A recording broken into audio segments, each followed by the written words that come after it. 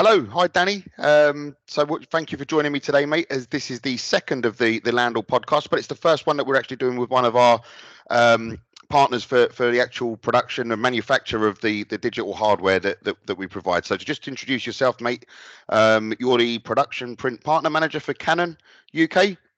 I am, yes, Yeah. and it's a pleasure to be here with you, Jace. Good to see you again.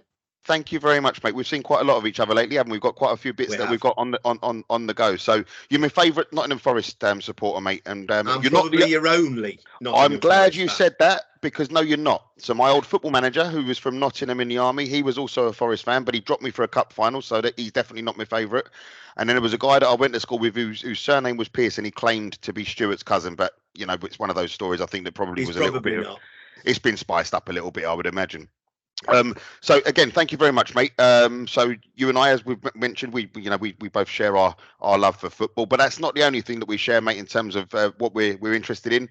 Production print, the other one, and keeping with the football theme, we have got the World Cup of football coming next year, haven't we, mate? We certainly have. We've got Drupa. Yes, a Drupa. So Drupa is, if for people that don't know, I'm sure everyone who's watching this will be aware, but Drupa is obviously held every 4 years, but this is the first one in the last 8 years. So yeah, but by the time it comes around, it'll be 8 years. The last one was in 2016, and it was a relatively large show, probably the largest it's been. I think there was about 260,000 visitors there from 183 countries. So it is a very, very large global exhibition for production print. Brilliant. Thank you very much, mate. And in terms of what we're going to discuss today, clearly we could sit here and we could discuss the sort of the Canon offering and the Canon technology, which we will touch on. But I think particularly seeing as we've got yourself on, Danny, you've been in this industry for many years, industry expert, we'd rather really discuss what's going on in the market space and kind of specifically kind of commercial printers. So in terms of Drupa, I'm assuming you're going to be going, mate? Yeah, we've got it was confirmed about 3-4 weeks ago. Canon's going to be there. We're in Hall 8A. The final details of how big, what the stand is, what it consists of, we still don't know yet. I know the planning has started over in Canon Europe, so I'm probably say within the next 2 to 3 months, a lot of the detail will be coming out about what we're showing and booking process and things like that. Excellent. And in terms of that, mate, anything that you can give us as a bit of an insight, hot off the press? Is there any? I know that these things kind of are quite often under NDAs and what have you, but is there anything you can give us an indication of, mate? At this moment in time, unfortunately, we have had 0 from our friends in Canon Europe. However, next month, as you know, we have got the Make It event over in Poing, our production facility near Munich in Germany. Now, I'm not saying there's going to be something. I'm not saying there's not going to be. But it is strange that the Japan show is on at the same time as this. So maybe there will be something. But what it is, I would not know. And in terms of that make it happen event, I'm fortunate enough to be coming over to the event with you, mate, hosting a customer as well. So again, shows the sort of the level of partnership that we have. Really appreciate you inviting myself and that said customer, who actually has been up to the CEC, the Customer Experience Centre in Birmingham recently, looking at the latest product range. Which, by the way, just to give, if you want to elaborate any more, Dan, but as you know, Canon have invested heavily. They've in the last 12 months. They have. Well, I'll let you explain what they've done in the last. Absolutely. Over the last 12, 18 months, we've completely revamped the production range from the entry level production, the V900 series, all the way up to the flagship presses, the V1350. We've now streamlined the look of all the machines, so they're all the same. The naming, they're all named the V series, so the V900 series, the V1000, the V1350. They've all got a position within the market. Some fit within commercial printers, some fit within a corporate, public sector, CRD environment. So yeah, it's quite exciting times. Drupa is going to be where we'll have all the products there together for the market to come and see together. And just touching on that before we move on, then Danny as well. So we'll be posting my contact details at the end of this, and I'm obviously Drupa something that I'll be attending as well. You'd be happy for me, for anybody who is coming to Drupa, whether they're coming with me as their host or anybody else, we can book them in to visit you and the guys at the stand. Completely. There are no logistics at the moment regarding this, but they will be a full detailed process of booking in private demonstrations. I remember at the last Drupa, Canon had a process where you could go around the zones. They did it in zones. They might do something similar this time, where you could go and you followed a path and it took you through an experience, depending on which area you want, whether it's commercial print, whether it's corporate.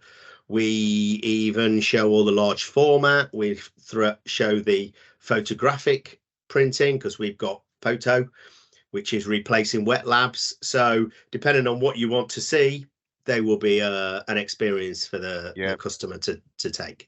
And for anybody who hasn't been to Drupa, there is lots of innovative ideas and lots of innovations in terms of the industry that it's definitely absolutely, well, I couldn't actually believe it. I think it's about 10 times the size of the NEC, isn't it? The actual. It's I wouldn't say it's quite 10 times, but it would probably take you to get around all the halls, just to walk around all the halls, probably a day and a half.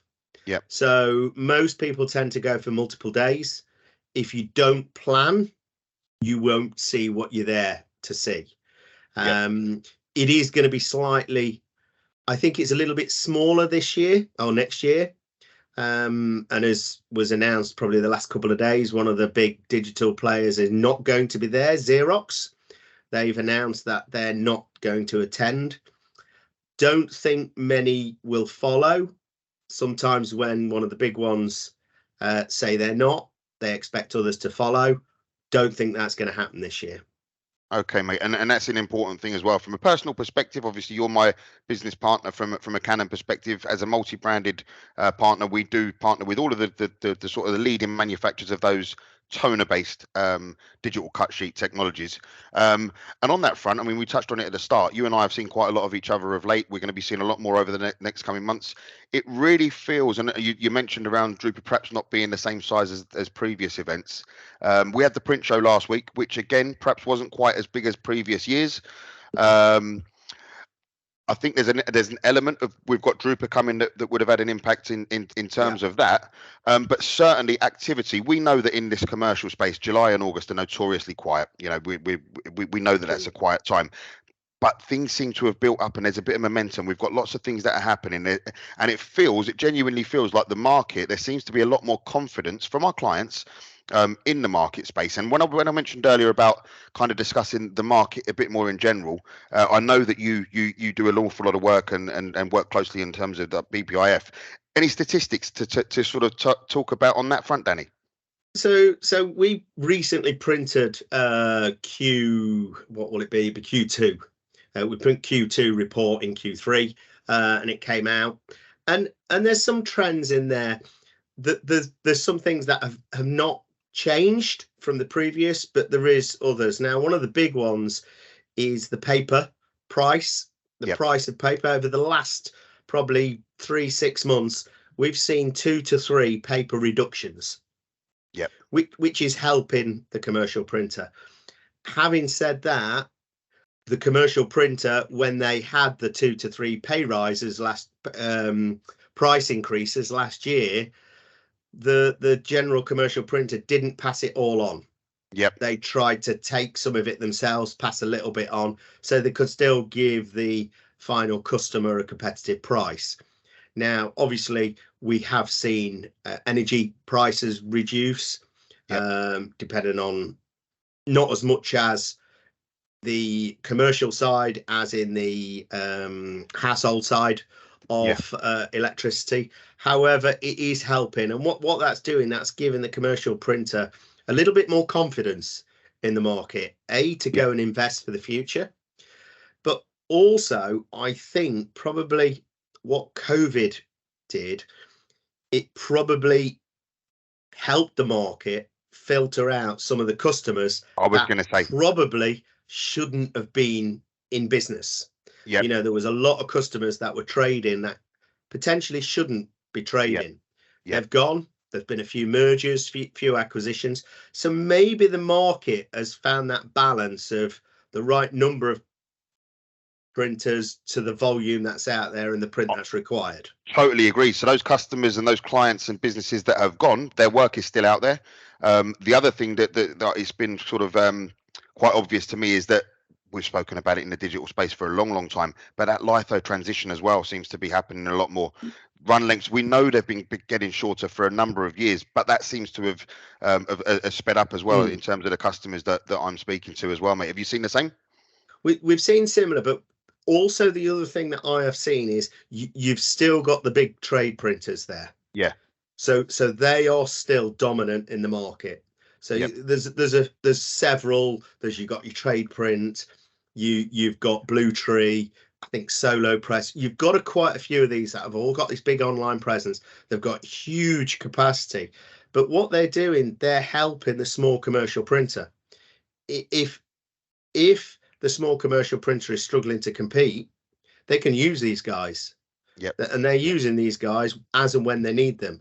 So they're almost complementing each other. There's always a requirement for the big boy, always requirement for that. They've got the capacity. Drop of a hat, you could order a job on a Friday, it'll be delivered to you Monday morning, you know. And sometimes that commercial printer, he hasn't got that capacity to print a job over a weekend. So they kind of complement each other, I would say. Yeah, no, I totally agree. And the other thing that's sort of touching on COVID and what's happened, we've also seen, you mentioned about people having the confidence to invest, but something else which has been a massive trend is the fact that lots of clients, they've had printers and machines that they've invested in that had 2 years worth of downtime that they weren't actually using, and they decided to sweat those assets for an extra couple of years. The manufacturers have provided support for those extra couple of years. That is also now changing, isn't it? It is, yeah. So if you look at the number of units that have been sold in probably the last 7 to 8 years, on average, within that mid to high volume, you're probably looking at about 1,000 to 1,200 machines a year that are sold.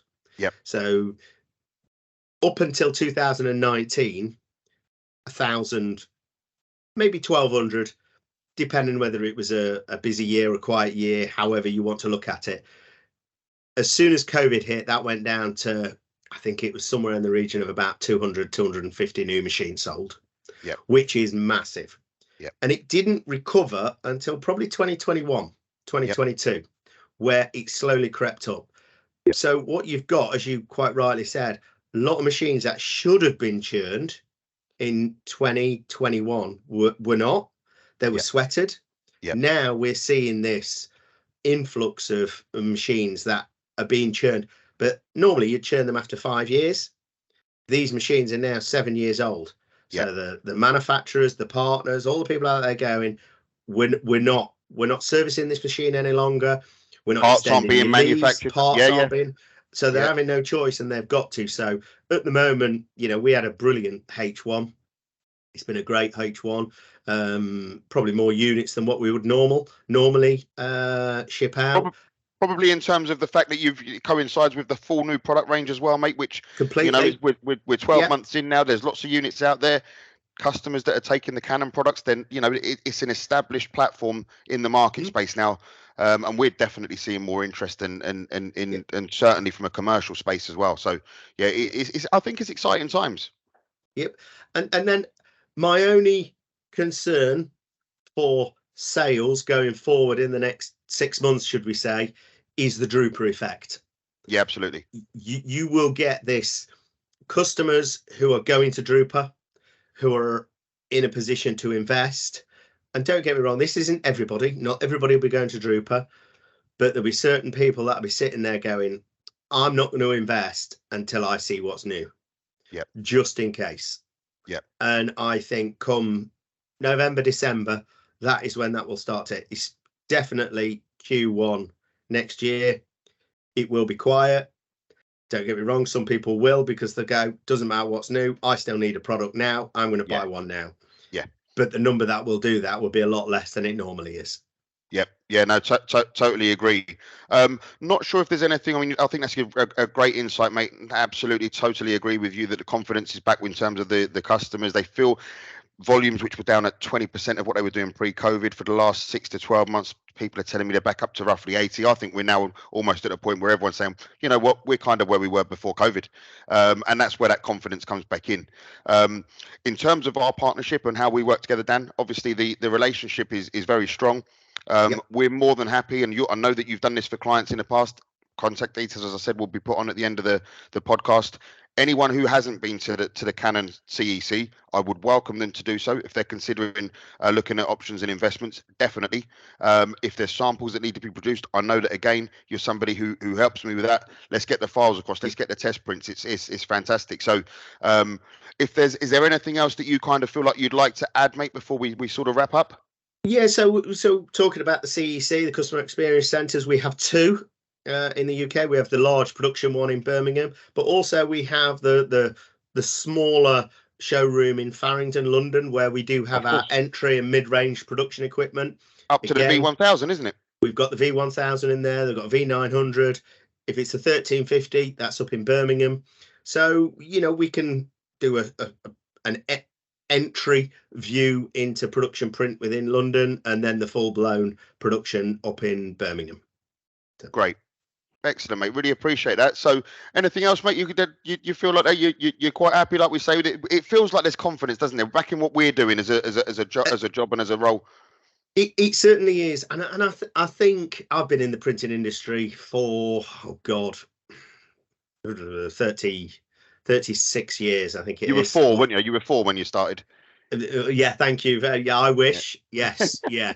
So and I've seen massive changes from litho, and all you need to do is look at, you know, the litho print and the units that are sold litho these days. It's less than 20 units.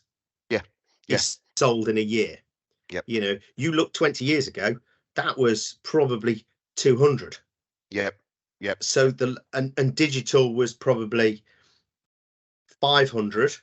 Yeah. Now digital is over 1,000. Yeah. And litho's 20.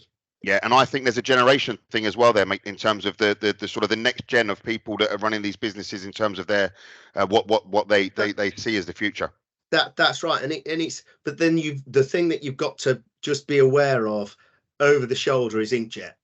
Absolutely. Yep. And inkjet is coming, and I think Drupa potentially could see a big shift in the inkjet world. Everybody's going, inkjet's the future, inkjet's the future.